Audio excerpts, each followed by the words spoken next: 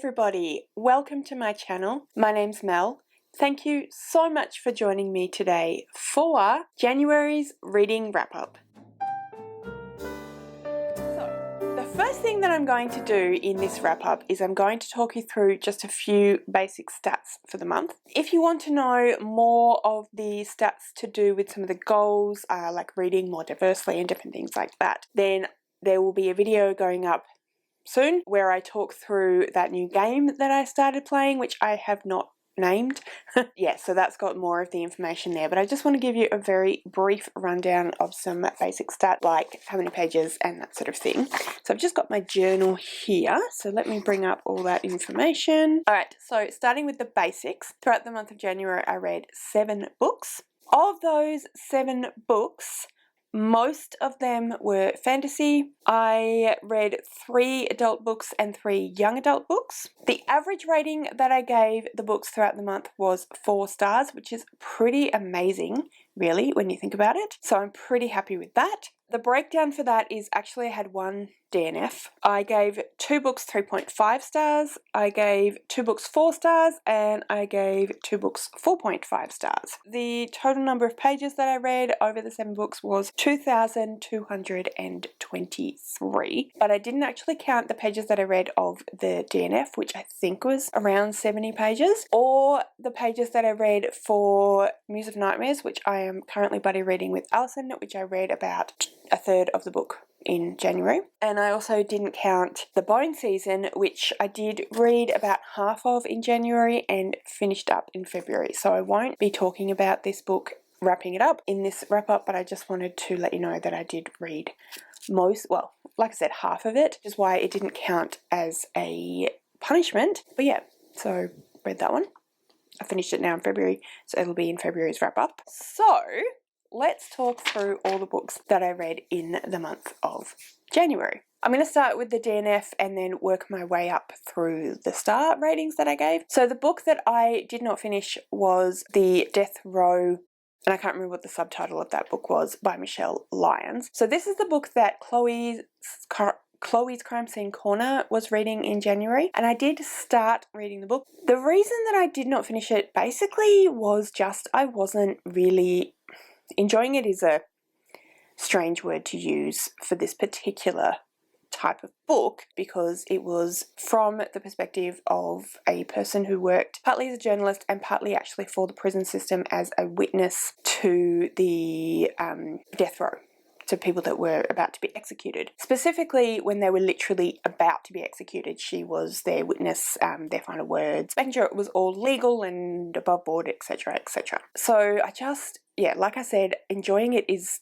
definitely not the right word, but I just wasn't getting a sense of it that I wanted to. I was worried that it would be too full on, but actually I found it far too flippant. Now I will say that for a person who does that as a living, you would have to have a way of coping with it. And throughout the book, she was very clear that at the time, so she's writing the book many years past her having had this job, or the first part of the book anyway. She's writing the book from her diaries, from her recollections, and she says that at the time she really didn't feel like she particularly cared. She wasn't invested or anything like that, and people would ask her like, how can you handle this? And she was kind of like, it's a job, whatever. But then later she realized that perhaps it actually affected her more than she thought it had, and that the flippant way that she was kind of talking about things in the journal and everything was a little, probably a coping mechanism. But for me, it just felt, yeah, it just didn't feel like she was really taking it as seriously as she ought to have been. Also, and again, like, people are,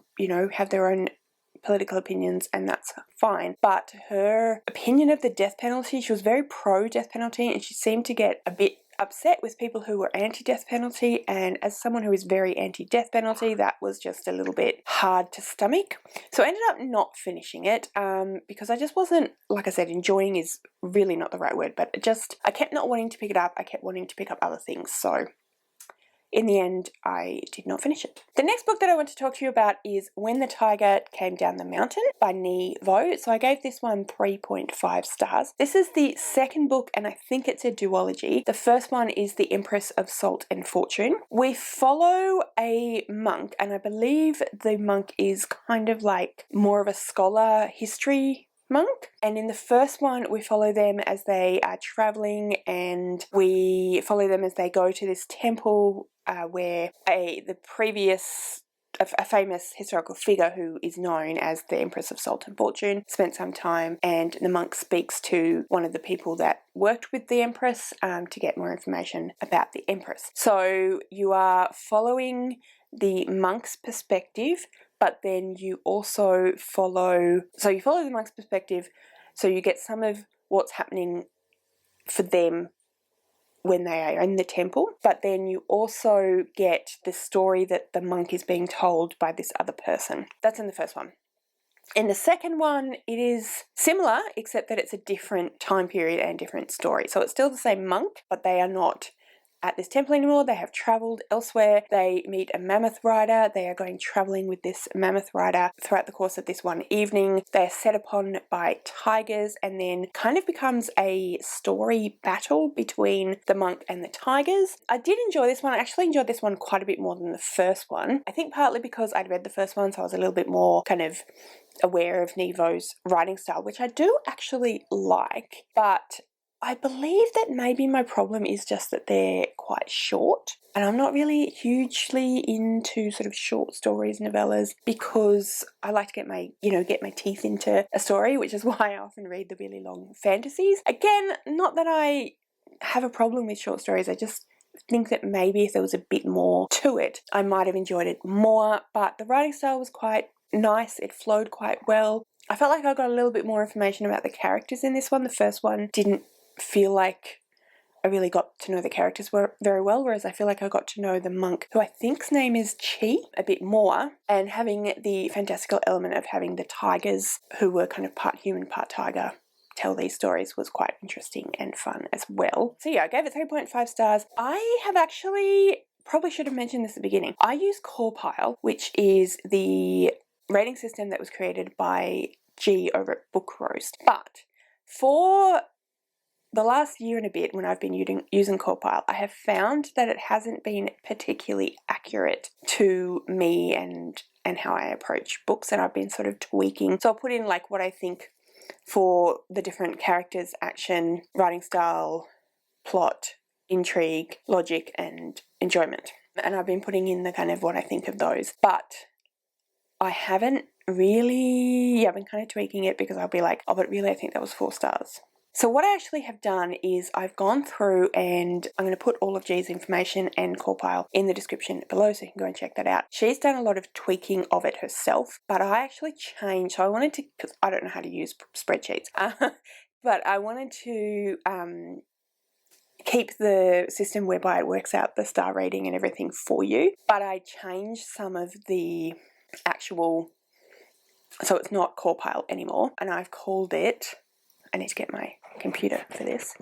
So I've called it Pepe, which does not work as a word in the way that Corpile does, but anyway.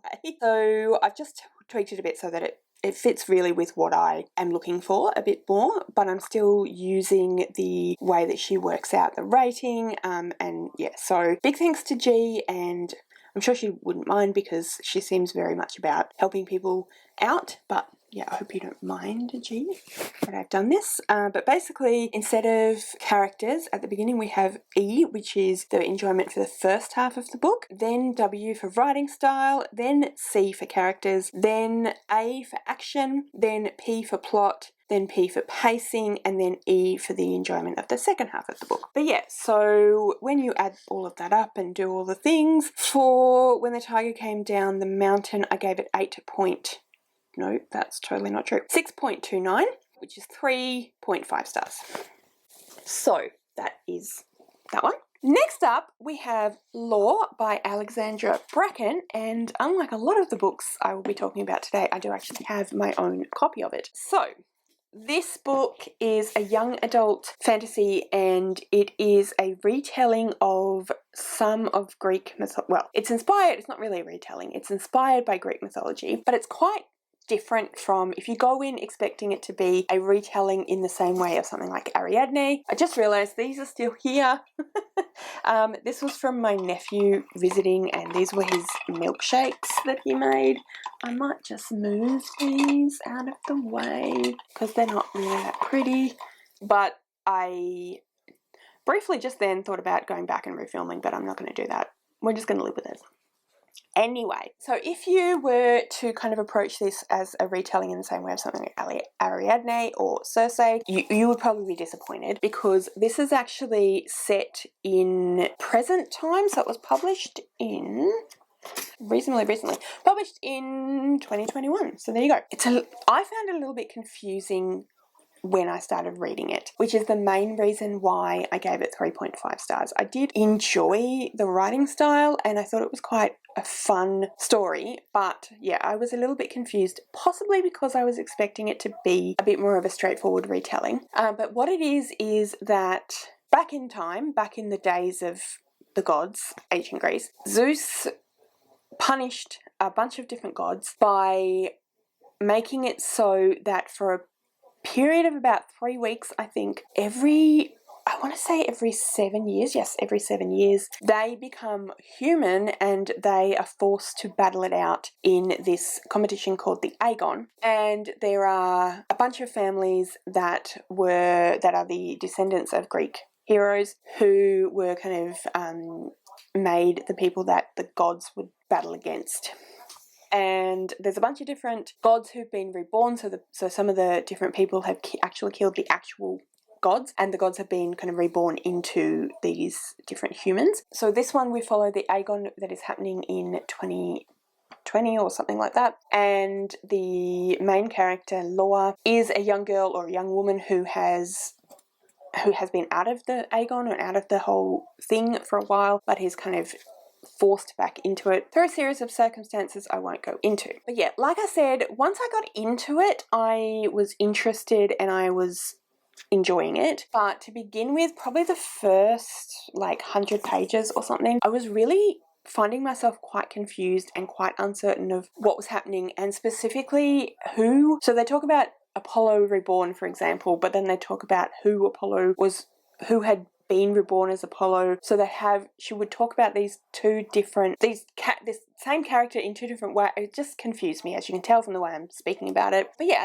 as it went on, I quite enjoyed it. It reminded me quite a lot of Legendborn by Tracy Deonn. So if you did enjoy this one and you haven't read that, I would recommend. I think that you would enjoy that as well. But yeah, so I gave it 3.5 stars, which in Corpile or Ucape, 6.43.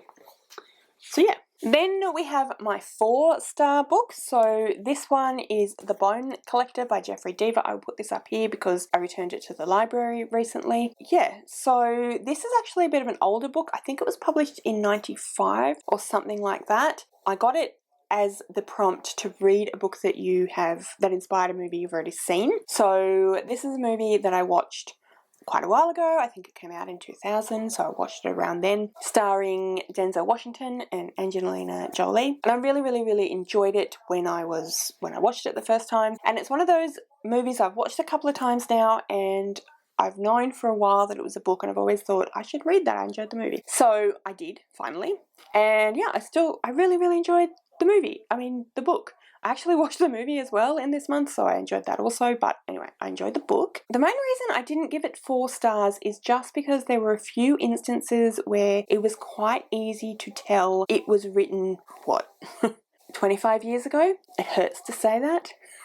Just in terms of some of the way that the different people were characterized. In particular, there was one character who was actually one of the victims who was described continuously as being fat. Now, within the context of the story and the context of what the serial killer was doing and what they were obsessed with and why they were doing what they were doing, it kind of made sense, but it just it just really didn't work for me. It rubbed me up the wrong way. It's not something that you really expect to see these days, and I just felt like I got why that was being said, but I just felt like it didn't need to have, every time we talked about this one person, we didn't need to do that. We didn't talk about other characters. Every time we mentioned them, we didn't say they were skinny. So why did we say she was fat every time, even without the context of why that was relevant at all? They actually did that a bit with the main character Amelia as well, because she was supposed to be quite beautiful, and Jeffrey Deaver did also mention her beauty quite a lot unnecessarily, so it just felt like it was a little bit sexist in that sense, so that brought it down a bit for me. Also, the pacing was a little bit, well, maybe not even the pacing, it just was 500 something pages long. It was just really, really long, and it didn't necessarily feel like it needed to be quite that long. I'm not even sure how exactly you would have cut it down, but it felt like it was a bit longer than it necessarily needed to be. But like I said, I did enjoy it. So as I've mentioned, it is a murder mystery. We follow two main characters. We follow Amelia Sachs and Lincoln Rhyme. Lincoln Rhyme is a very experienced crime scene detective. I think about 3 or 4 years prior to the book, he was in an accident where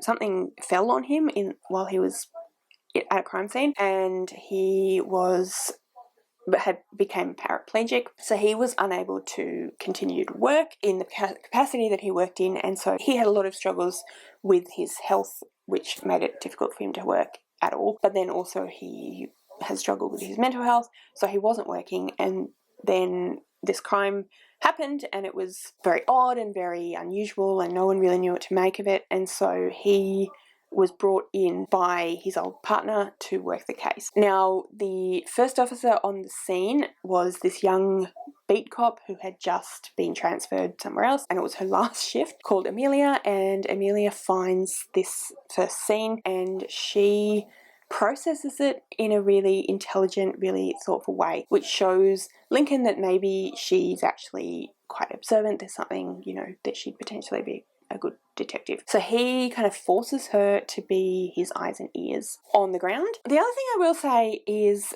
not obviously being a paraplegic or a person who has experienced that kind of injury or experienced anything like that, I really can't talk to the authenticity of anything to do with how that was written. That part did actually feel like it had been researched a certain amount and was reasonably well written and respectful, but again, I don't know, I'm not own voices at all, so I really couldn't say. So that's something else to keep in mind if you read this book. Before I go any further, I'm going to change the battery. I'm back. We have a new battery and new book to talk about. The next book that I read is actually a novella, and that was The Pale Dreamer by Samantha Shannon. This is the prequel to The Bone Season. I started reading The Bone Season a year and a bit ago, due very much to a confluence of events in my life at the time. I really didn't get on with it. I was so confused, and I just really didn't want to push myself to try and get far enough to kind of feel like I even remotely understood it, let alone enjoyed it. I since had heard from a few different booktubers, namely Maddie from Book Browsing Blog, that if you wanted to read those books, then potentially a good place to start would be to read the novella Pale Dreamer. So this takes place, I think, like 5 years or something like that prior to the events in The Bone Season, and it is about the main character, Paige Mahoney, and it's it's 3 kind of events that happen when she first meets up with the group that she's involved with in The Bone Season, and just about how that happened, and a lot more information about sort of what clairvoyancy is, how it manifests, what the policies from the world are, why they're shunned, all that sort of stuff. So it makes The Bone Season, make a lot more sense. And so when I went into The Bone Season, I wasn't nearly as lost. Like I said, it also had something to do with the various different things that were happening for me personally, which I'm not going to go into. Needless to say, it's not having quite the same sort of effect currently. So anyway, I did enjoy this one. Like I said, I gave it 4 stars. In the Mel version of Core Pile, I gave it 8.57. Yeah, so 4 stars. The next book that I want to talk to you about is The Toll by Neal Shusterman. So this is the final book in the Ark of the Scythe trilogy. I'm not going to go into any detail about what happens in the book. I'm going to say that I was pleasantly surprised by this book. Now, I had heard from a vast majority of people that read the Ark of the Scythe trilogy that the final book was a disappointment, that it wasn't a very good ending, that it really didn't do the rest of the series justice, that it didn't go in the direction that people wanted it to go in, and so on. While I absolutely understand where everyone is coming from, maybe because I was forewarned, I still really enjoyed it. I gave it 4.5 stars. On Core Pile, it was 8.57. I still really enjoyed Neal Shusterman's writing style. I really enjoyed what he was exploring, the concepts that he was exploring. So to go back to Scythe, which is the first book in the trilogy, it's a dystopian world where it appears as though it's a utopian world. Humanity has conquered illness and conquered death, essentially. We live in a world now where you don't get sick, you don't die. Anytime that you do become deadish, you are revived. But of course this means that people are procreating and we aren't dying, so we have a bit of a population problem. Sorry, Rowan is making some very silly gestures behind me. I think because I just said procreating, because he is 10. Yeah. Anyway, so there's a bit of a population control issue. So the way that it's been decided to deal with that is that there are people who are ordained as scythes, which are basically state-sanctioned murderers, and their job is to kill people, or as they very pleasantly put it, glean people. So that is the sort of world that we're exploring. Neal Shusterman is using that premise to explore what makes us human, what makes us happy, what moves us, what gives us purpose, what even is life and death. And within that there's also a conversation around AI, because the world is now governed by this all-seeing super internet, which is called the Thunderhead. It's just a really, really interesting series. And yes, 100% it did not finish how I was expecting it to finish, and I do feel like saying the ending was a cop-out is way too strong of a way of putting it, because that implies that I was annoyed with it, which I was not. It definitely allowed Neal Shusterman to not necessarily really have to delve into the ramifications of all the stuff that he made happen. So in a sense it's a little bit of a cop-out, but I'm not upset about it because I still thought it was really interesting and really well written and really well explored. I just feel like for it to have gotten a full 5 stars, for it to have been really satisfying, he could have explored those ramifications a lot more. Although having said that, perhaps he would have needed to write a bunch more books. I don't know. So anyway, that was The Toll. The final book that I want to talk to you about in this wrap-up is The Dictionary of Lost Words by Pip Williams. I gave this one 8.29 in Core Pile, which if you were listening closely, I gave The Toll 8.57. So actually this one was slightly under what I gave The Toll. Still works out at 4.5 stars. But I still think this was actually my favourite book of the month anyway, simply because it has stayed with me. Not to say that The Toll hasn't stayed with me, but I think what I really have been thinking about a lot with The Toll is more the overarching series than that specific book. This one really stayed with me because it was incredibly well written. It was beautiful writing style. Not lyrical in a kind of Laini Taylor way, but it felt very fluid, and yeah, I just really, really enjoy that kind of writing style. So it's historical fiction, and it's actually about, it's sort of about, tangentially about the creation of the first Oxford English Dictionary. But I say it's tangentially about that because it's actually following when we first start out. She's a young girl, grows into a woman throughout the book.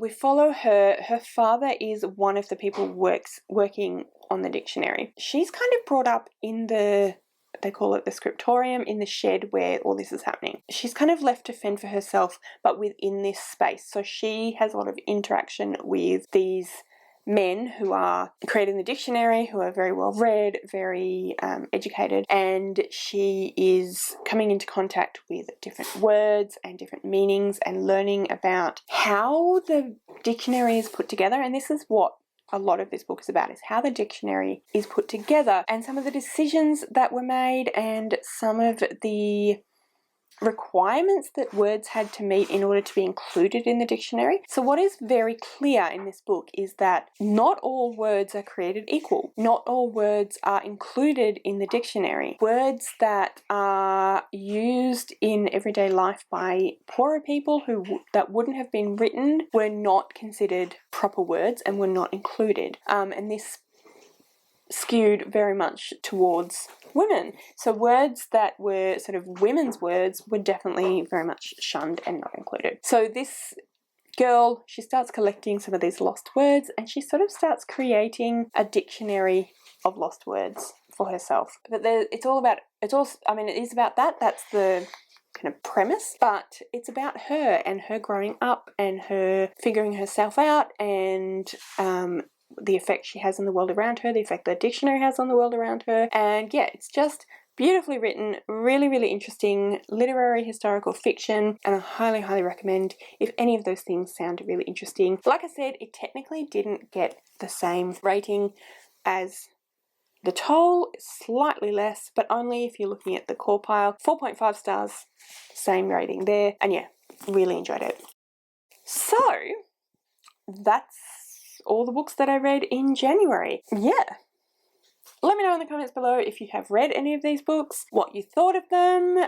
Did you agree with me? Did you disagree with me? Let me know what you read in the month of January. What were your favourites? If you would like to leave me a comment but you don't know what, then leave me some kind of little suitcase or luggage, because we have here this little suitcase on this book. All of my social media details are listed in the description below, so if you'd like to go and follow me on any of those other platforms, please feel free to do so.